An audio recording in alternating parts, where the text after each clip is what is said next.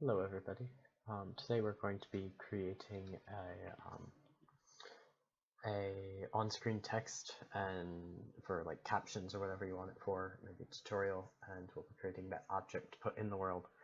It specifies the text and triggers it being displayed. To start out, we're going to create a new project. For this one, we're going to go with first-person blueprint, the starter content.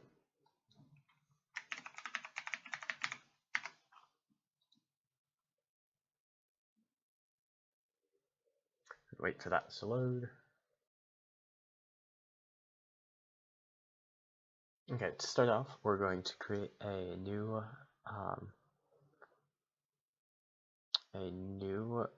widget blueprint.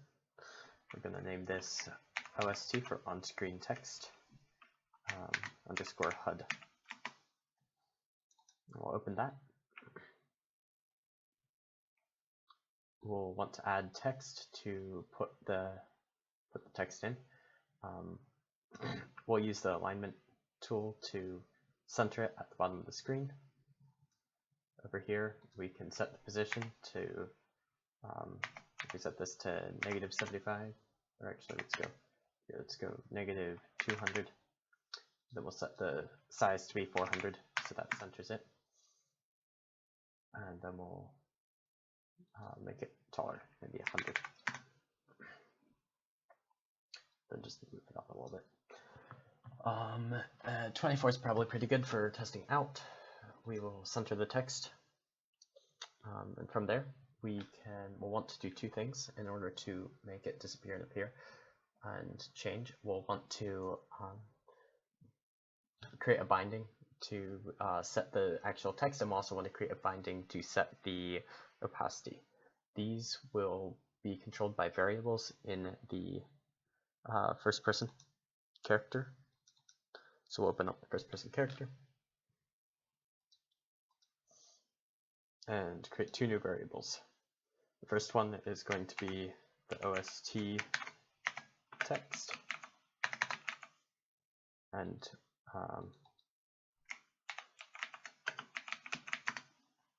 we will make that text. Then we will create a second one, which is OST viz for visibility.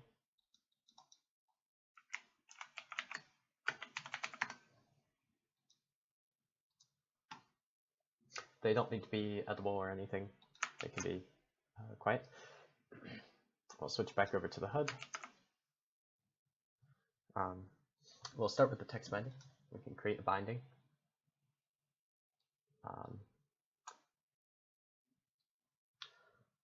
We're going to start this off by getting the player.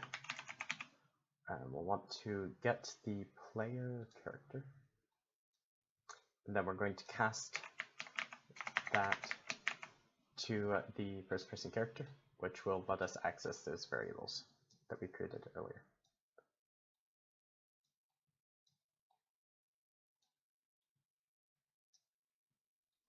From there, we will get the OST text,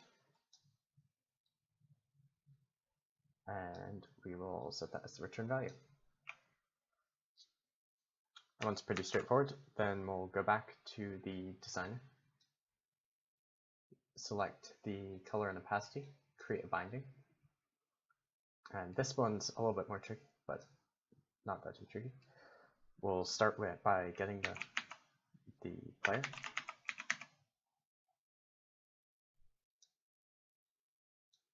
Getting the player character. We'll cast it to the first person character to access variables once again.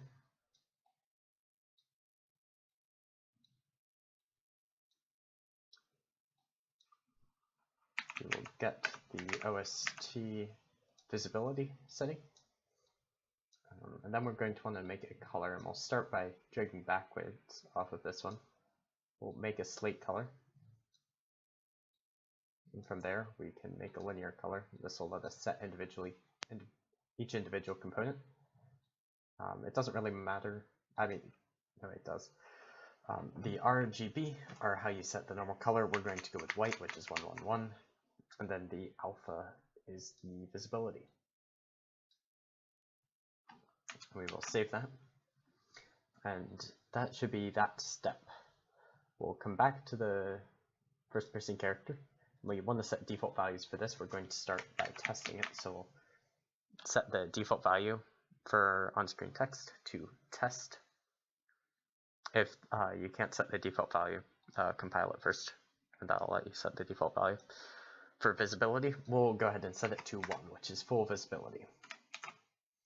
Then if we come over here and run it, oh, important step, we have to add the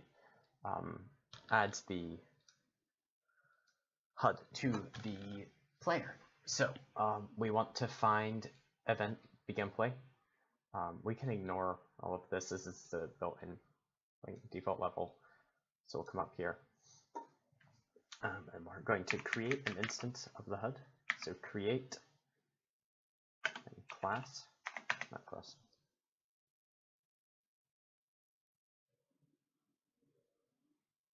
Create widget. And then we're going to set the widget to OST, set to OST HUD, and then from there we can add to viewport. This will add it to screen, and we want to add the HUD to the viewport. We can save that. If we play, it says text right in the bottom of the screen. That looks a little small, so we'll go ahead and make that a little bigger.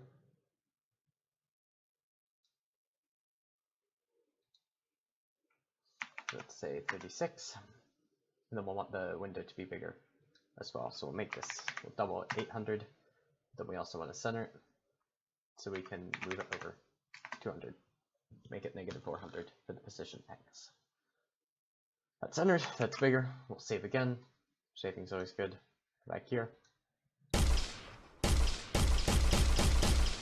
Text is nice and big right there. And so now we need to, if we want to, we can add a way to make the text disappear. We can do that by, first we'll set up the key binding. In this case, I'm going to use F. When that is pressed, we'll set the visibility, set the OST visibility to 0, and that will turn it off, make it invisible. And then we'll go ahead and comment these.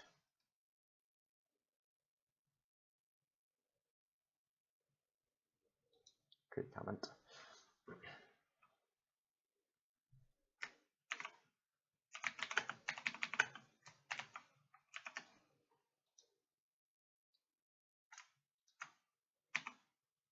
C is the shortcut for that.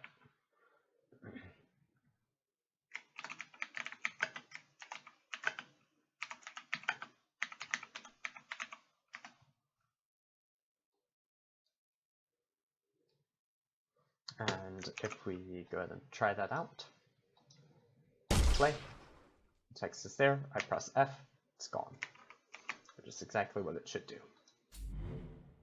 Of course, we want to actually let the person know that they can do that in order to turn it off.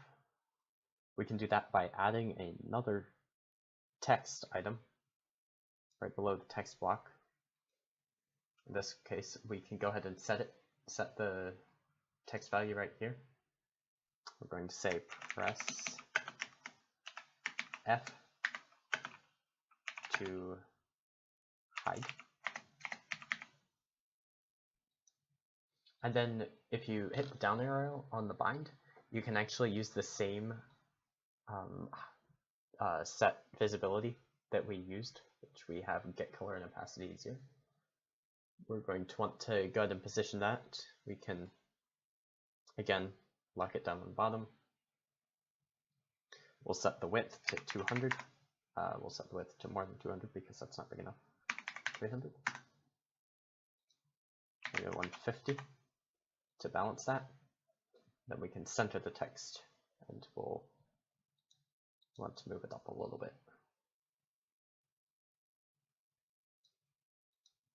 There we go. And if we go ahead and try that out, and press F, both go away. If you wanted to, you could do a fade type function in first-person character. Instead of directly doing this, you would trigger a fade animation, which we might get to at the end. Our next step is to set up the in-world objects to trigger this. We're going to come in here, add a new blueprint class. We want to add an actor. So it's an in-game object, just a basic in-game object. And down here, we will double-click on it, or double-click on the name, and name it OST_trigger.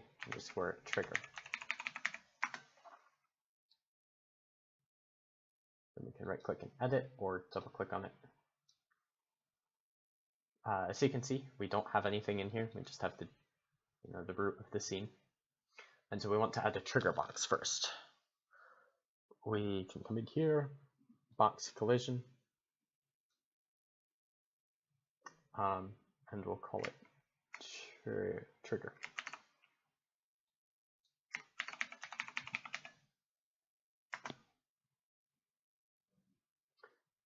And we can leave it at the default value, or if you want to, you can turn it up, make it 2 by 2 by 2. I find it usually square size is good. In order to make it bigger in the world, if you want to have a bigger area be a trigger, you can just scale it in the world. That's easier than scaling it in here. And to be clear, this one is defining the base object, and then you have a bunch of instances in there in the game world. And in order to do that, we need to keep track of the text, and so we're going to set a variable called text. We'll make it type text, and you can click down here, this little eye, where you can select editable up here, and that will let us set it for each individual object. And we're going to say the tooltip is OST text to display. It's editable. Let's go ahead and compile it. It compiles all good. And that's all we need to do for now. Now, every time the player collides with this, we want it to trigger the on-screen text. So we can go to the event graph. Usually it'll always already have this event actor begin overlap. If it doesn't, you can go actor begin overlap, and you'll select the event. As you can see, it's right there. And this follows very similar procedure as the scratch that it doesn't. We'll start from here. So the first thing we want to do is make sure that we're colliding with the player character. So we'll take the other actor, and we want to get the class of the other actor to figure out what type of object it is. Then we'll compare that, equals equals, or you can type equal. And then we're going to select the first person character. From there, we use an if statement or branch. So if the class of the object we collided with is a first person character, then we are going to do a couple things. The first thing we're going to do is cast the object we collided with to a first person character. And this will let us access those variables to set stuff up.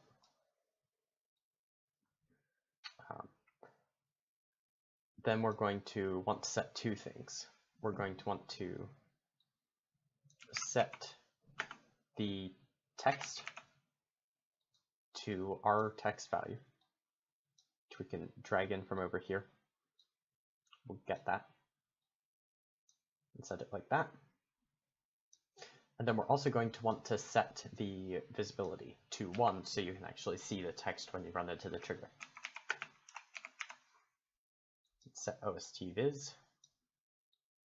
and then we'll set that to 1.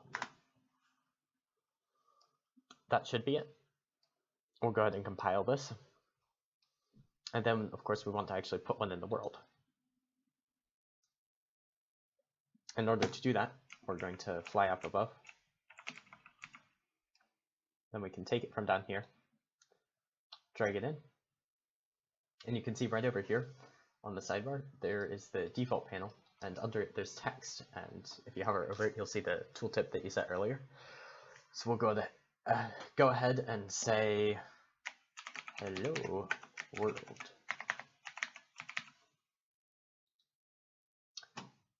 And then we can also set up a second one for more testing sake, dragging in another one. And let's say we want this entire corner over here to be to have the trigger. We can then go into the scale mode. We can scale it to whatever size we like. Make it a little taller, just like that.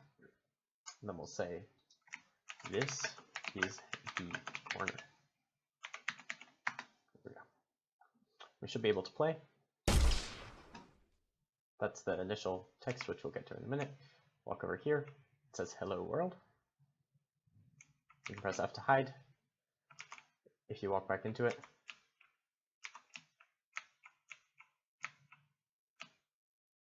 only if you walk into it, but then it'll reappear. I think it's right. Where is it? I should probably put something there to. There it is. Or we can walk over into the corner. This is the corner. Awesome. Now that we have it set up, we don't want it to say test every time we start it. So we'll open the first-person character again, and we can just set the default visibility or starting visibility to 0. While we're at it, let's go ahead and add an animation to fade out when you press F.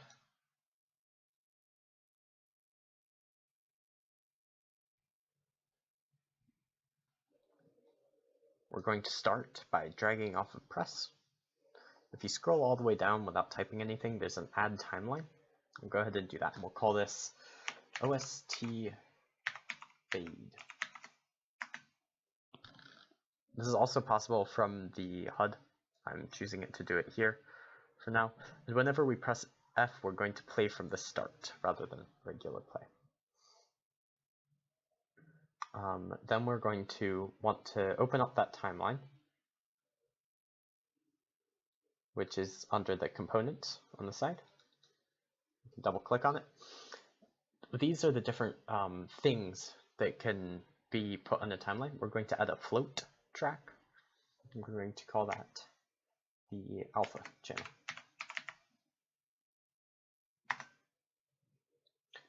Right click, add a key, and we'll go ahead and set that to 0. And then we want the value to be 1 to start, because it'll be starting at full and fading out.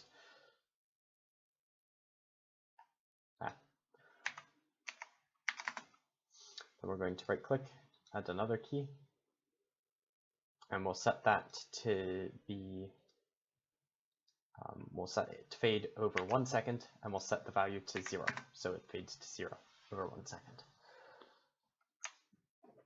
Then we can go ahead and save that. If we go back to the event graph, you'll notice that there's this new channel alpha.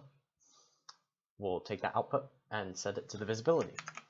If we go ahead and try it out, you can see we start with nothing. That's normal. When we come over here, we press F, it fades out. Of course, there's a slight problem. What happens if we press F again? It keeps fading out. So one thing we should do is we should check what is happening to that cube. That's weird. What?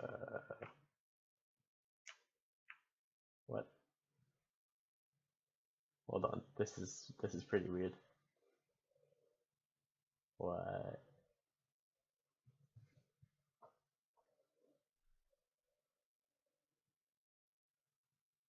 Okay, that's not supposed to happen. Back on track. So whenever you press F, it fades out. So we need to set it to check to make sure that it's not already in the process of fading out when you press F. Come back here, and if it's in the process of fading out, then the visibility will be less than 0. So we'll go ahead and check that before activating the thing. We'll say if it's an easy branch. Then we're going to get the visibility. We're going to ask if it's less than 1. And then if that's true, or if that's false, that is, then we are going to play it from the start.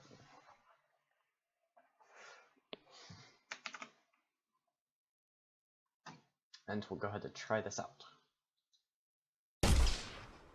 Walk in here, press F, it fades out. We can press F as much as we want to, and it won't fade out.